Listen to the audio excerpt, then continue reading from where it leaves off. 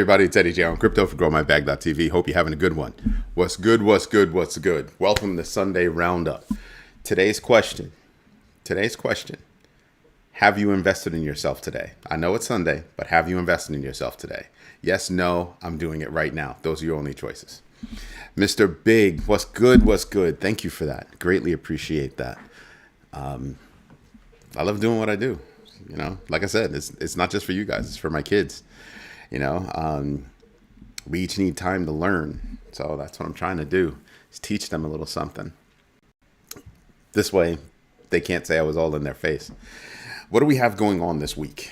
We had a lot going on this week. And I really wish that I could say that there was one big thing, you know, to outdo everything. But there isn't.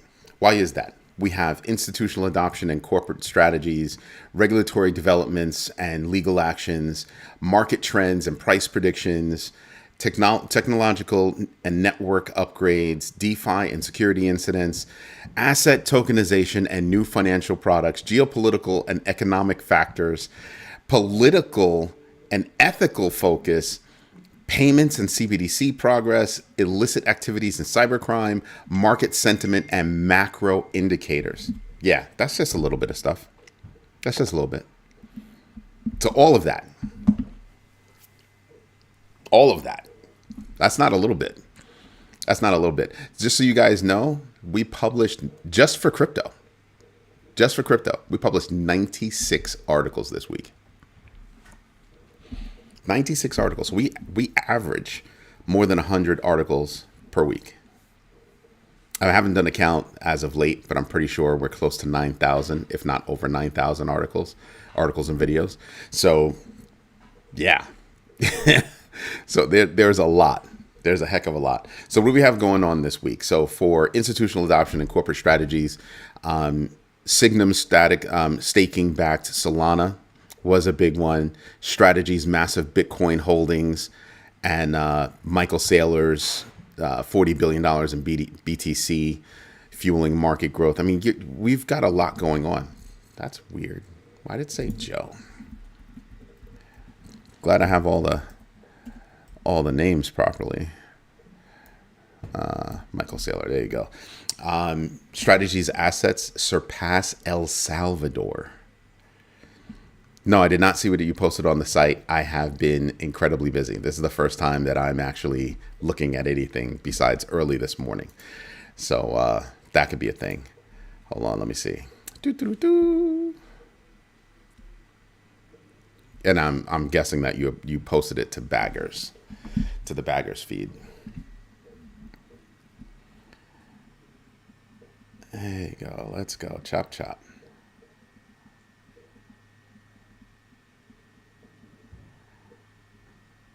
Yeah, Brazil's self-custody plan. Nobody likes that. But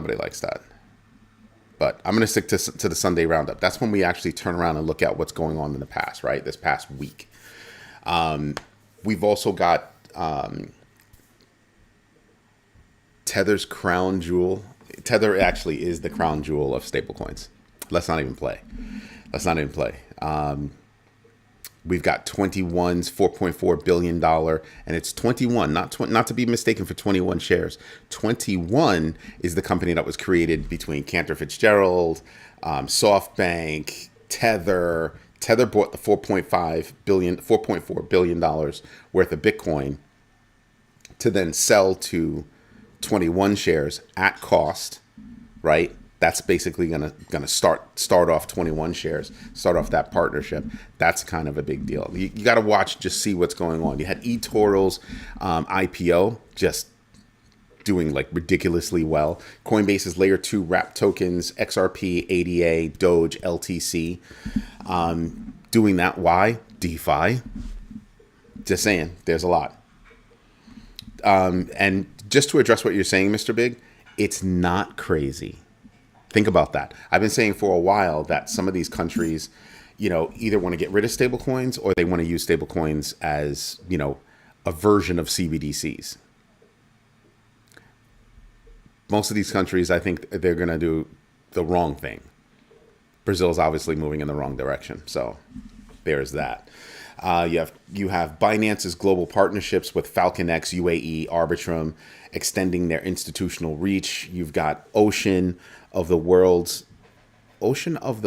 large investors and companies adding Bitcoin, a ridiculous amount of them, meaning ocean.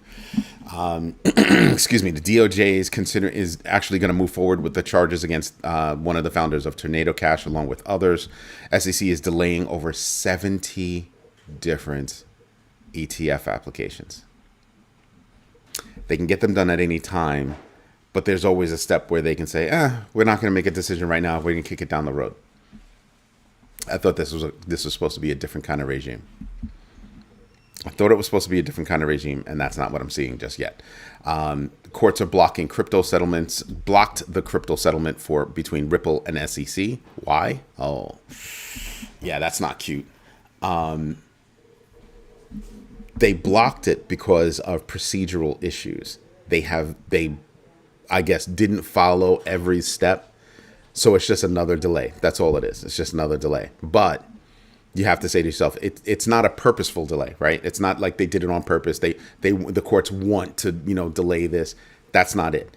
You have to dot your I's and cross your T's, and they must have missed something and they kicked it back. So it'll be delayed a little bit, but it is an inevitability as far as I'm concerned. You have understaffed regulators facing challenges with crypto crime and et cetera. Why? You've got people leaving the government. That's not small.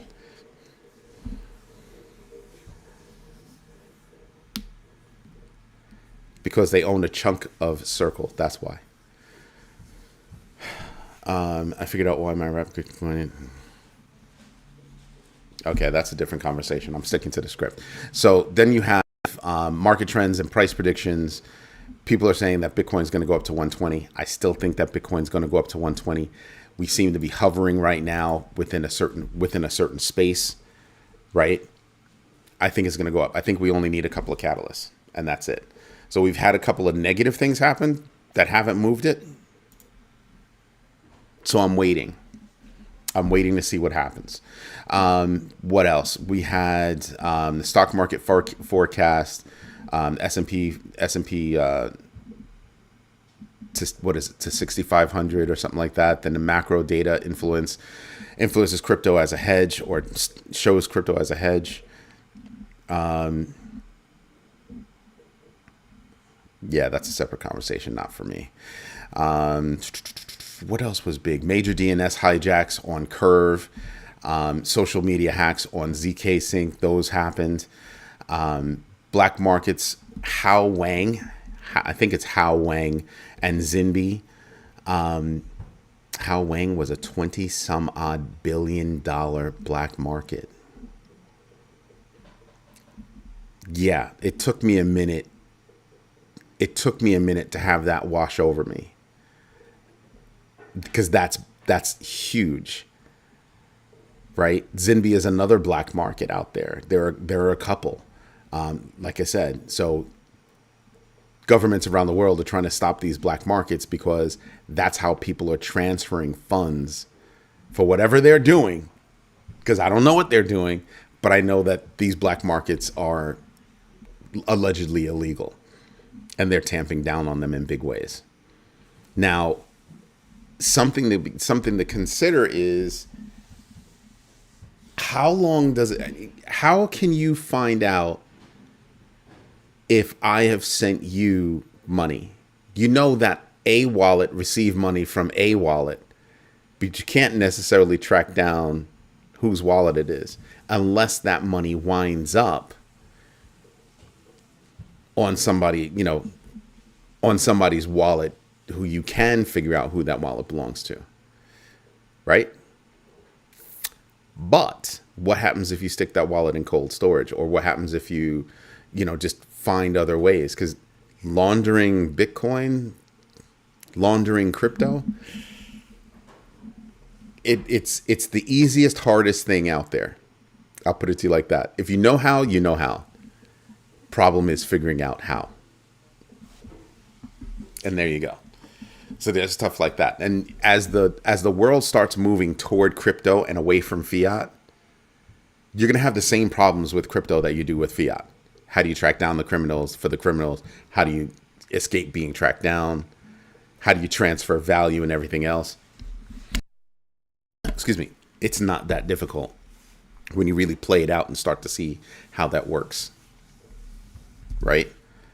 And I'm paying attention to all these things, and I'm still picking out what from last week is going to affect me this coming week. We've got tariff deals. If we get another tariff deal, that could actually wind up being good news. You got the 90-day pause between the United States and China, but remember, the tariffs there are still elevated. They didn't bring them down to where they were. They're still elevated. They're just not elevated as much as they were. That's the only difference. That's the only difference. So that's something that we have to pay attention to, because that can be a positive or a negative. We could literally watch and see how positive news about tariffs affect the market versus negative news. And then there's also the fact that, well, getting a tariff deal, what does that actually mean? Right?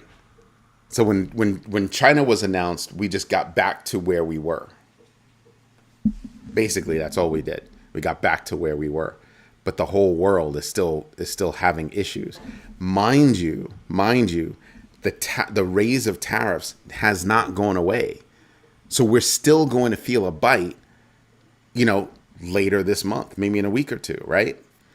If we feel that bite, well, that's going to be reflected in next quarter's numbers.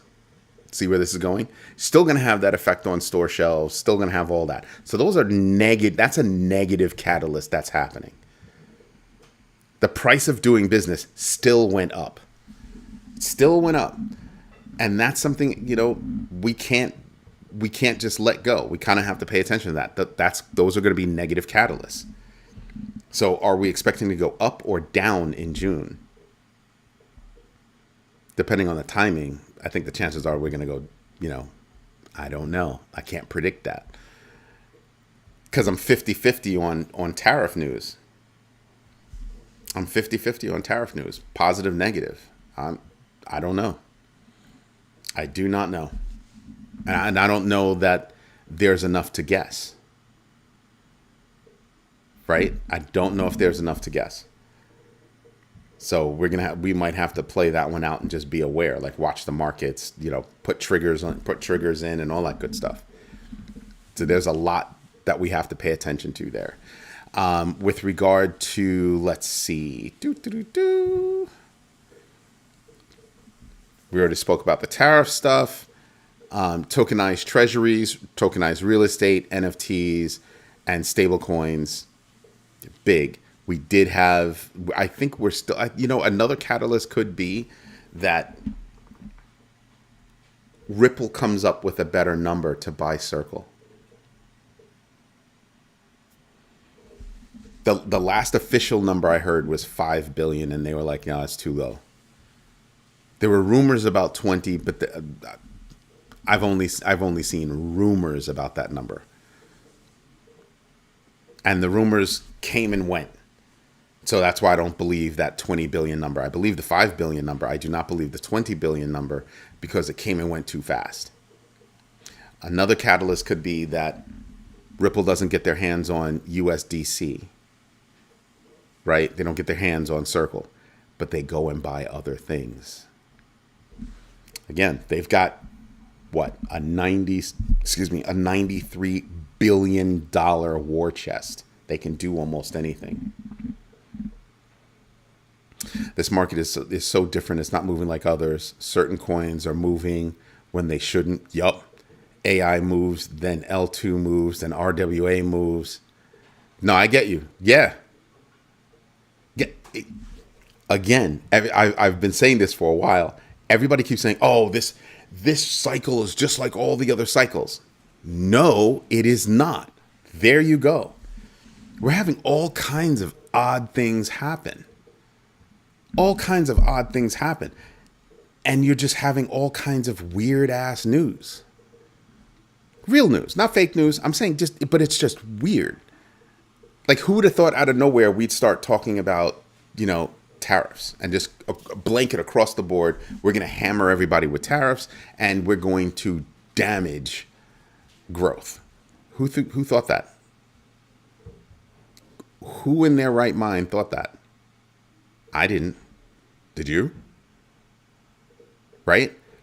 Who thought that, we were going to have so much integration of blockchain technology? Not that we have so much, but the speed at which it starts to happen and who's involved.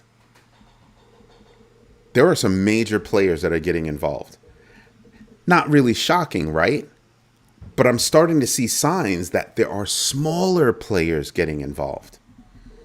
Imagine. You know what's going to be a big damage to the banking industry? Regional banks. Regional banks could take a major hit.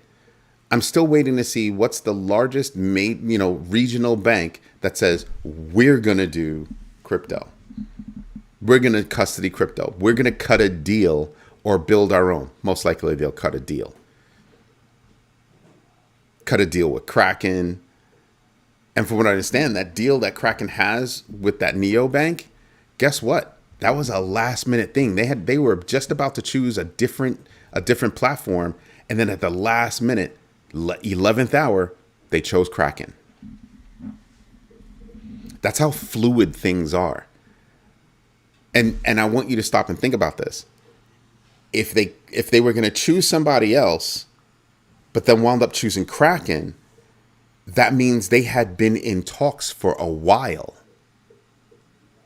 So what other talks are going on that we don't know about? Mr. Big, what happens if Chainlink has been in talks with Pith? Like you said. So there are a lot of catalysts out there that could be incredibly positive.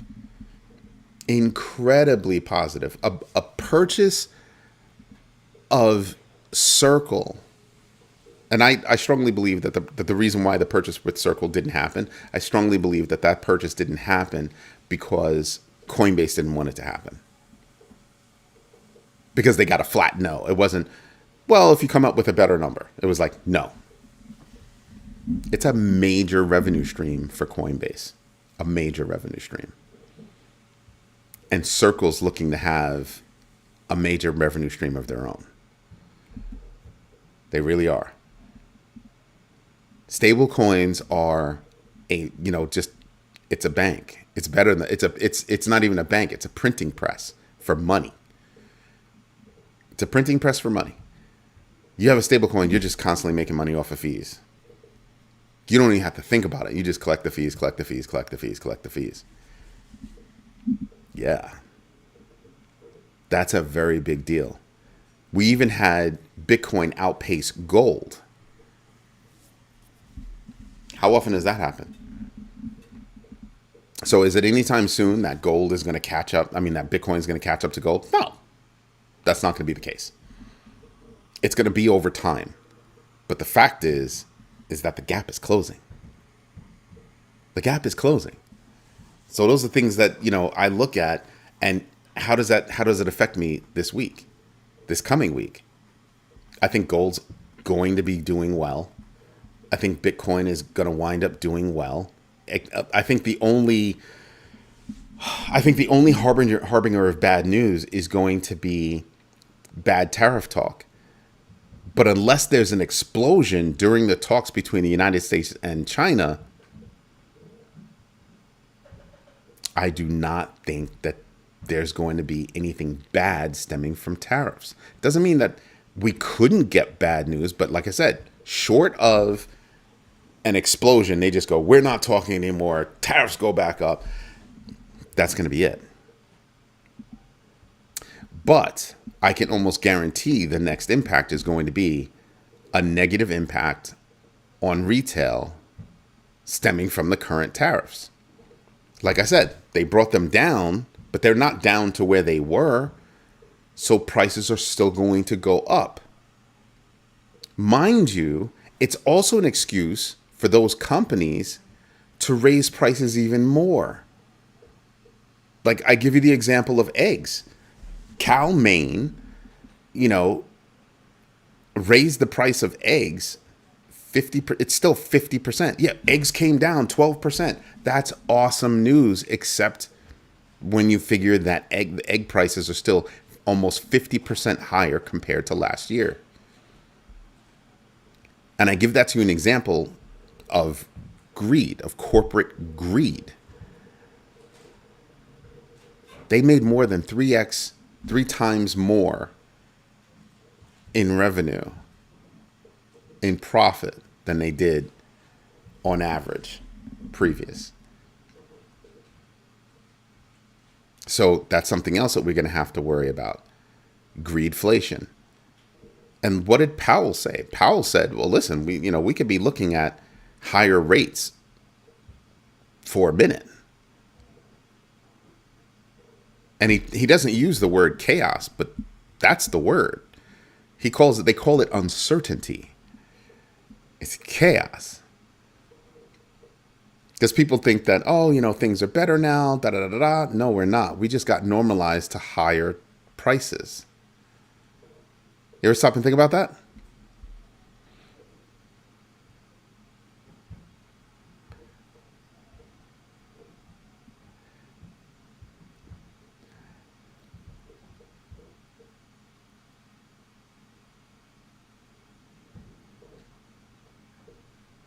Yeah, but you're talking about, you're talking about two different things. I'm going to buy gold, because what Hutanik is saying is for gold to go up 50%, it would take $10 trillion worth of liquidity.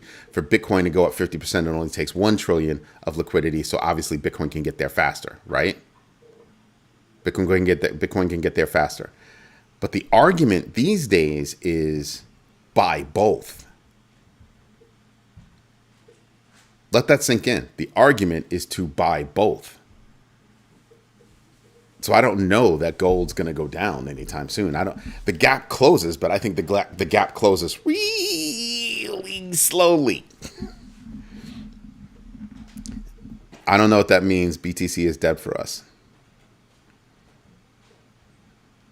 Yeah, I'm not even going to talk about that. That's too much negativity, and it's I don't subscribe to it. And I'm not going to spread fear, uncertainty, and doubt. That's how you feel. I get it. I respect it. I'm not going to repeat it. I don't feel that way. If people want to read that, they can read that, but I'm not going to repeat it. It's not. And my argument is, even if it is, if they overbuy, let this sink in. If they overbuy, what happens? People don't care. And what happens if they stop caring about that coin? What does Bitcoin have that the rest of these coins don't have? And some people will scream out, scarcity. There's a limit on how much Bitcoin there is. Same thing for Cardano, and the same thing for a whole bunch of other coins. So, yeah, that doesn't cut it either. What does Bitcoin have that other coins don't have? Which is why I can see how Bitcoin can lose its luster over time. If the rich, wealthy, and institutions keep buying at the rate at which they're buying. It doesn't have programmability. It doesn't have native programmability. The programmability it has is because you have different projects on there creating programmability, right? But Bitcoin is expensive. Bitcoin is expensive. Yeah, but Hutanik, there are other coins out there that are decentralized. So you're talking about intangible things, right? The difference being that for Bitcoin, you're going to have a select group of people that are going to have most of the Bitcoin. Great. Okay. Keep doing that. Keep doing that. And you will reach a point where people stop caring about it. Oh, I can't have it, so I might as well go do this over here. And then you're stuck with, over time, only the people that have it subscribe to it having value. And other people just look at it as, we don't think there's value. Because what's the big deal with those people buying Bitcoin? They don't use it. They just hold it. So if you don't leave enough Bitcoin out there where it can be used, you actually run the chance of decreasing the value of the asset.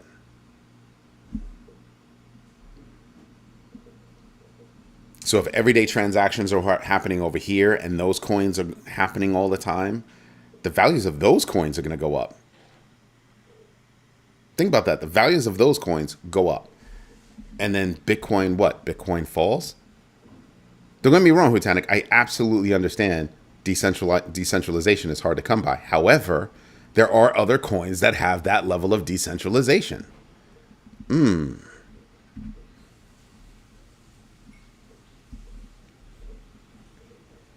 So it's not difficult. And you mean XRPL node. That's what you mean, an XRPL node. XRP ledger is not the same as XRP. I don't want people to get confused. So I don't think Bitcoin is dead for us, for the regular person. I think you can still get your hands on Bitcoin. It's just that we've been telling people for a really long time that they need to go buy Bitcoin. And they've chosen not to, while watching everybody else buy Bitcoin. So if you don't get your hands on it, not my problem. I'm getting my hands on it. Right? You can lead a horse to water, but then you got to shoot it. I'm just saying. Okay, but I'm not here to go through each one of the coins that have decentralization and don't have decentralization. I don't care about it. What I care about is the overarching point that another coin can come around that could do it, right? If you really stop and think about it, Hutanik, you should be thinking, well, technically, Cardano can do it, right? Technically, Cardano can unseat Bitcoin. It's highly decentralized. It's programmable. It's cheaper, faster. There becomes a whole long list of why and how Cardano can do it. There are lots of coins out there that have the potential. There really are. And people seem to be forgetting that, and I don't understand why. I'm not debating what coin has what and which coin has what. I'm talking about the idea that was put forward that BTC is dead to us. It's not. It's not. You can still easily go get Bitcoin. Easily. You just got to go do it.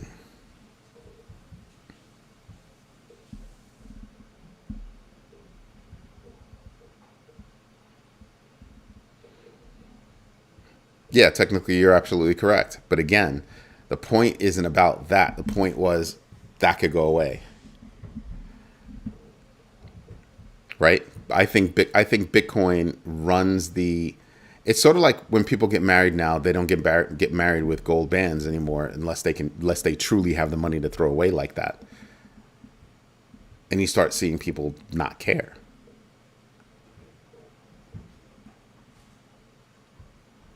If something has value only if people put value into it or value it. If people don't value it, it's not like I can hold a Bitcoin in my hand and go, wow, that's a Bitcoin. Wow, what can I do with it?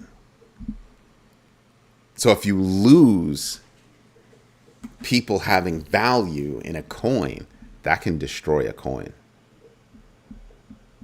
That can destroy a coin. And hodling it for 50 million years, I'm never going to sell it. Michael Saylor thinks he's going to take all his Bitcoin to his grave.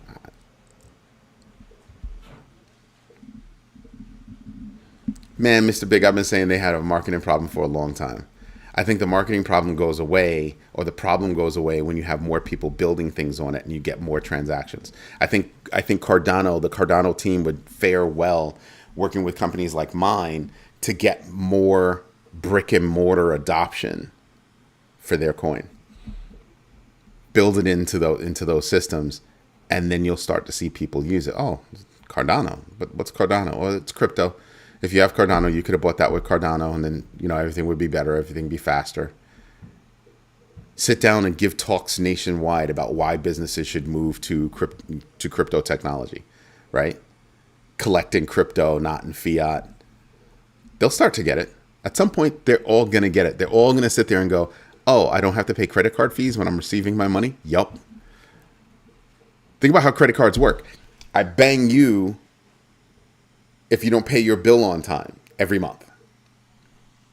I bang you just for having the ability to accept money via credit cards. And that percentage ranges. But if I can tell a business you're going to get all your money and it's going to add back to your bottom line anywhere between 2 and 6%, depending on how much you pay for credit card transactions online and, you know, in person, that's a lot of money. For any size business, it turns out to be a lot of money. So yeah. What else do we have? Geopolitical stuff. We have the issue still going on between India and Pakistan. People forget about that. Why is that a big deal? Oh, it's a big deal because a lot of companies have outsourced to India. Imagine if something was to pop off in India. You know how many companies would be hosed? Especially on the technology side. That's where a lot of companies are moving their tech to. Now imagine, I didn't hear a lot of noise about that. I don't hear a lot of noise about how technology is being outsourced overseas. I don't hear a lot of talk about that, but that's what's going on big time. Big time. Trump got all over Apple. Oh, you want to open up factories? You want to spend $500 million, you know, in India? Those are just factories, dude. Those are just factories. What about actual jobs? Tim Cook is smart. He's not saying anything. He's just being quiet. That's where you got to handle Trump. You just got to be quiet. Max Salas, do me a favor. Remove that. Remove that. That's absolutely shilling. We don't do that. You know, I'll help you with that.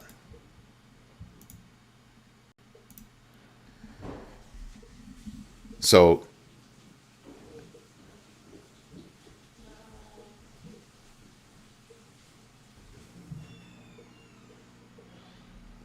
yeah, no, I'm not going to repeat that, Hutanic. I don't think that's it.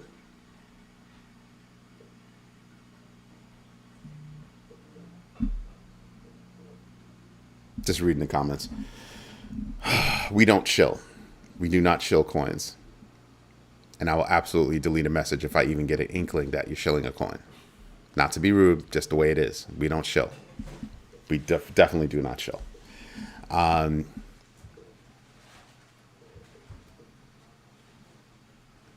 just looking at the notes from last week.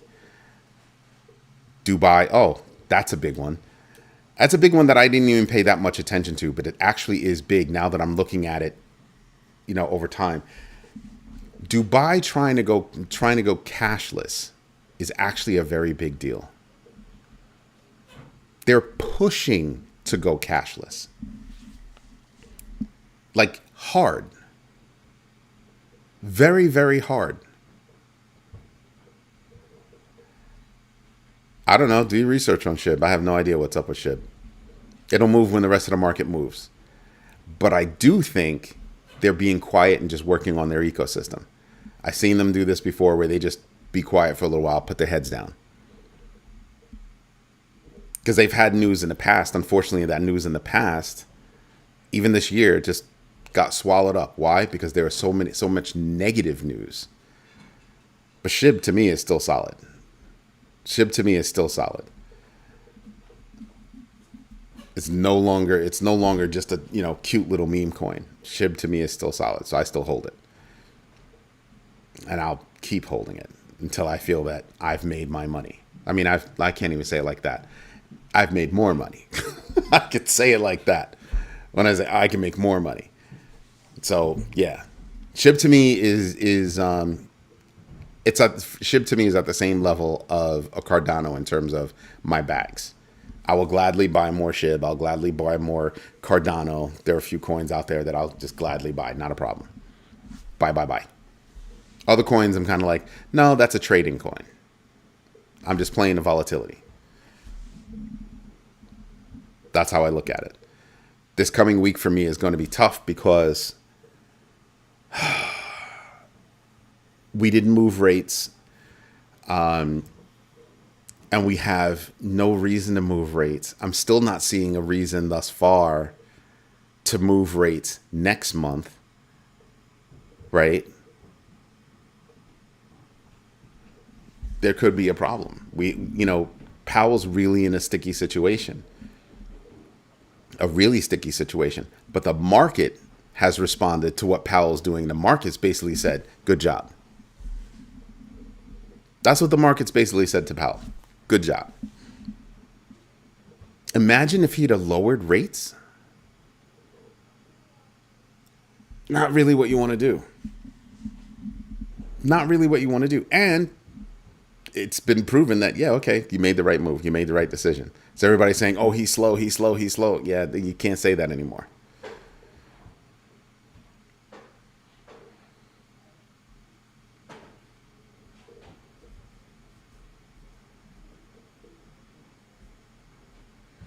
I have no idea what you're talking about.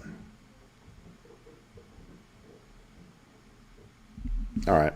Anyway, so then we've got inflation data, trade talks, Fed signals to influence crypto flow. I'm sitting back and I'm just thinking in terms of laws and regulations with regard to crypto. I'm not seeing movement from this government. I've seen sure-footedness by the Fed. Put the Fed to the side with sure-footedness. The SEC, I haven't seen any sure-footedness.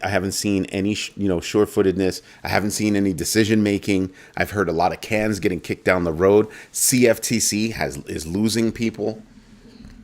I see Coinbase giving me all kinds of reasons to not do business with them. They want to give jobs to people from Doge. What? Huh? Why? What have they done? I'm seeing our government not actually consider our $37 trillion in debt. I'm not seeing all kinds of things that we should be thinking about.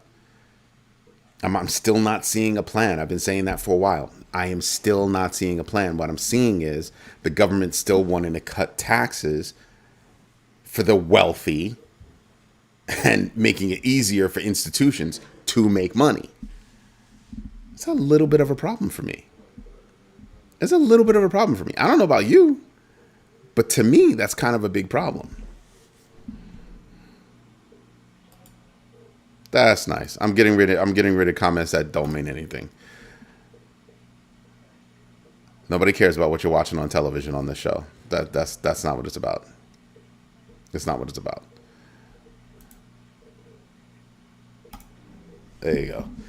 So looking at last week and looking at this week, this has got to be one of the hardest weeks that I look a week behind and don't see anything clear that's going to affect me in the coming week as much as just risks that are out there.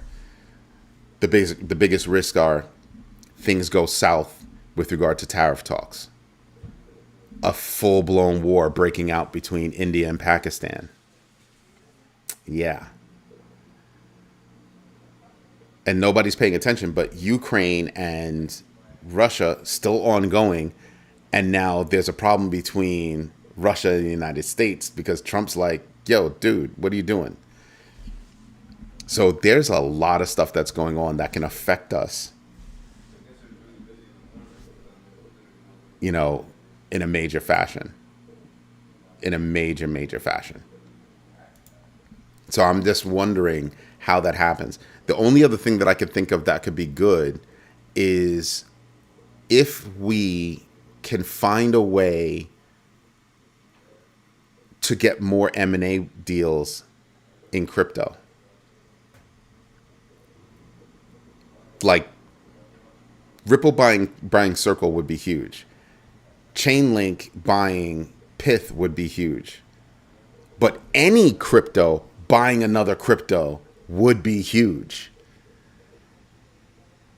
JP Morgan coming out and doing their first, not first, but their, I think it might be their first solo, RWA transaction and involving Chainlink.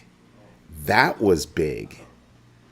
Because I think the Connexus, I think, is the new name of the company. It used to be Onyx. And now it's their first public transaction outside of their own JP coin.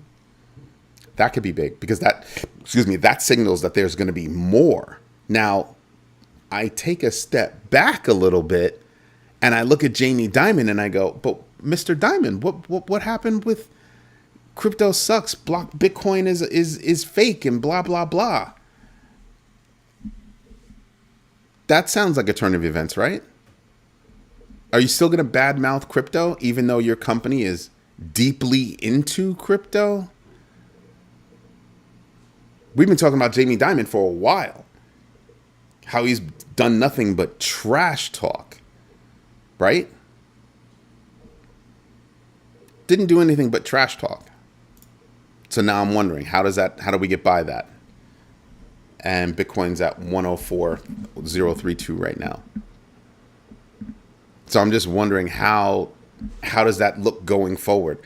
It is a harbinger of good news, though, because if they keep doing it, that's more good news. And it's going to be good news for JP Morgan, and it's going to be great news for Chainlink. And I'm sitting back wondering, what are again, who's going to buy who? And I still think there is an opportunity for one exchange to buy another exchange.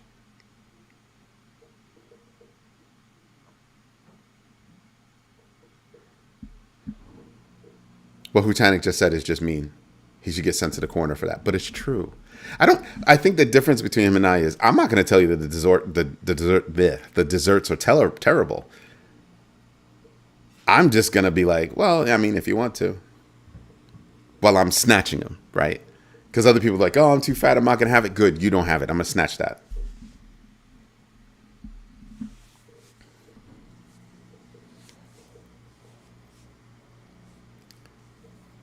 What, did Sui go down for you? Did it go down for you? I mean, Sui's down 10% for the year.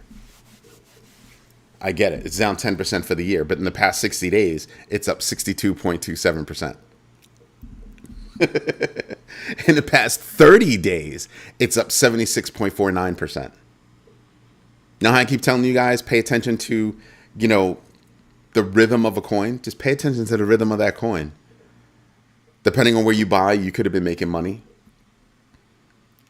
If you bought 60 days ago, you could be at 62%. If you bought 30 days ago, you could be at 76%. That's what I'm talking about. That's really what I'm looking at. I'm kind of like, yeah, you people need to pay attention to this stuff. And what's funny is we have so many people that watch this channel, both live and, in reruns, right? And there's still, most of the people out there are still not choosing to get into something that the companies that they're investing in are getting into. Think about how you invest. You buy their product, you buy their services. Maybe you've got your money in their bank. Maybe your 401k invests in these companies.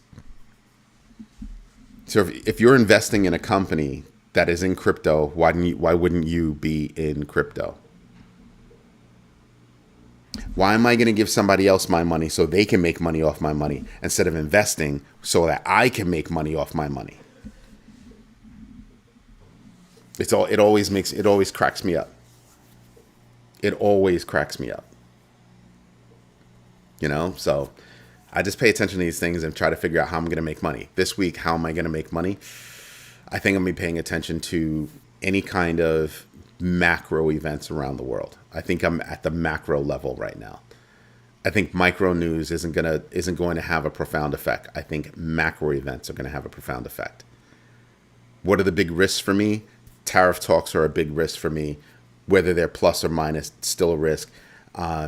Anything that happens negatively between Ukraine and Russia, the peace talks that happen there, anything that happens with regard to Pakistan and India, and people are wondering how would that affect your bag. Geopolitical strife affects everybody's bag. It's a negative hit on investments. Everything goes into the red, right? If the talks between the United States and Iran go south, that could be a problem. More noise from the Houthis affecting oil prices, that could be a problem.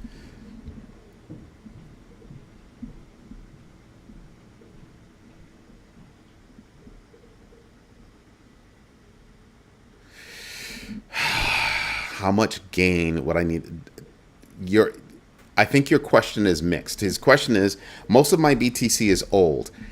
He's asking me, if I trade BTC, how much gain do you need to see to justify network fees, like 20%?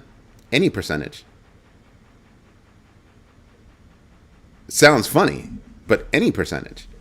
Because I base my money on how much is my fee. And most people don't do this. Most people make the mistake of only counting their money made based on the price of the asset that they're playing with.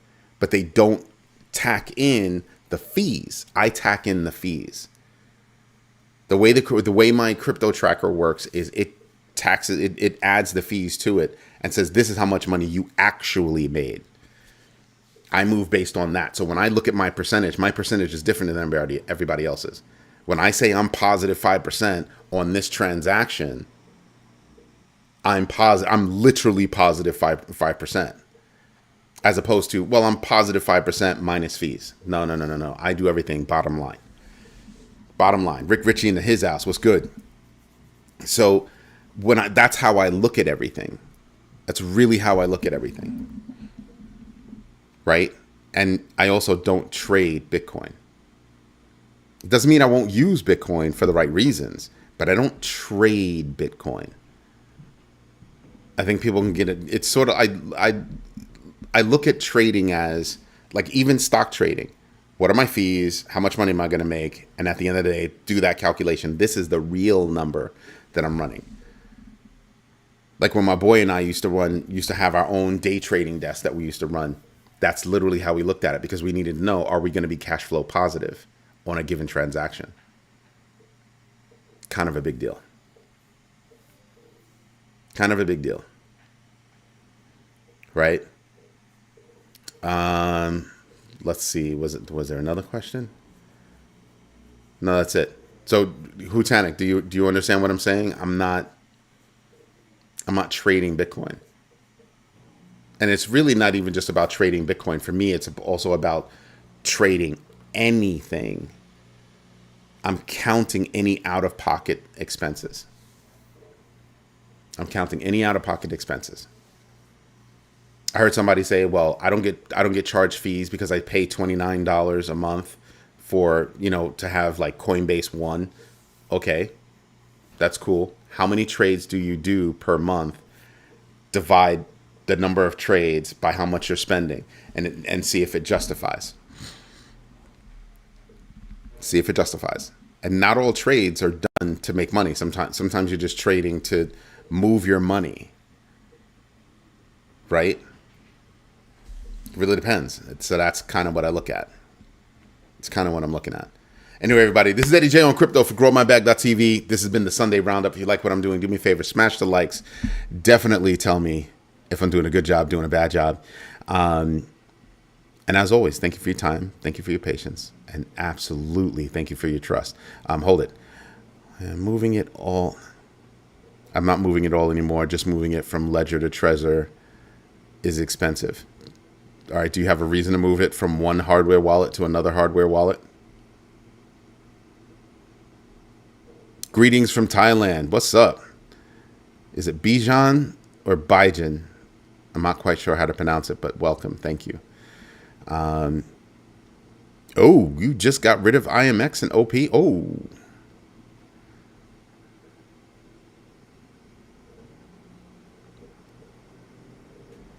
I'm not worried about IT. I'm not worried about the futures tomorrow. Futures happen, it'll be good news, but It's already happened. I handled it on the news. I'm not going to handle it on the event. It'll be news. Oh, hey, futures are here today. Okay. We already got the positive pop when they announced they were going to do it. The actual day, I don't think we're going to get that much of a pop. I don't think we'll get that much of a pop. You might get a little bit of a pop, right? You might get a little bit. But I think that, I think we get hit in the teeth because the SEC hasn't done anything yet. Again, I think the SEC is literally trying to manipulate the crypto market. I really, really do. Like, that's not even I don't think there's anybody out there that doesn't believe that. There could be, but I don't see how. That's been their job for like forever. Right? Anyway, everybody, I'm going to go enjoy the rest of my Sunday.